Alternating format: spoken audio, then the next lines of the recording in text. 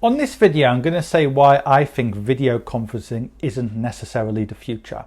Now, before making this video, it should be clear to anyone watching this that I have been advocating working remotely for years now. You can see the videos I made in, say, 2019, last year, where I've been talking about the trend towards digital and online now for a very long time, even before 2019. And I myself have been working remotely now for a number of years. And I'm not saying that digital video conferencing is not going to increase. I do think it has its place, especially when it comes to internal meetings. Let's say it's a big company, you want to have a meeting with 100 people. Clearly something like Zoom is a good tool for that. However, I think the mistake some people are making is this, and that's assuming that everyone wants to see your face and they want to actually communicate with you in that way. Now, what do I mean by this? Now, I today was looking online for some new health insurance, and on the form for health insurance it said things like name, blah blah blah, number, and to cut a long story short, I gave my old number. Now, why did I do that? Because I don't want to be called. Well, why don't I want to be called? Because I don't want to be disturbed, right? I just want it all on email. And this is a key thing. It's an even bigger trend than video conferencing technology, and that's that most people do not want human interaction. They want humanless interaction as much as possible. Think about our own behavior. When we go to the supermarket, we often prefer to go to the self-checkout. When I travel and fly, when I go to the so-called humanless counter, the e-gates, it's a much nicer experience than when it's in front of most people. Likewise, when it comes to business, apart from people we trust, in general, we don't like to communicate with people that intimately. Now, there's exceptions to that. Of course, if it's someone you know, you might prefer face-to-face, or you might prefer video for that matter.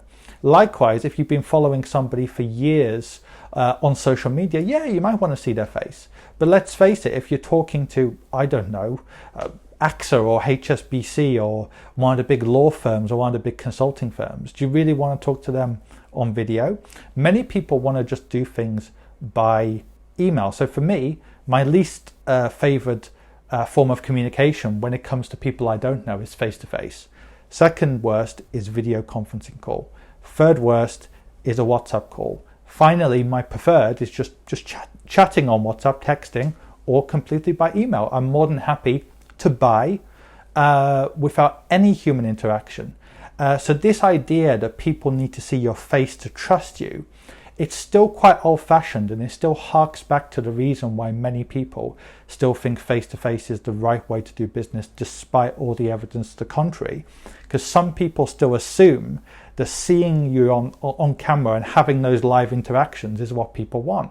But deep down, one of the reasons I don't want to have many video calls with people is, in a different way to face-to-face, you still have some of those awkward human interactions. It could still become a bit pushy, or for that matter, small talk, like how are you today? The first 5 minutes is talking about the weather or sport or whatever.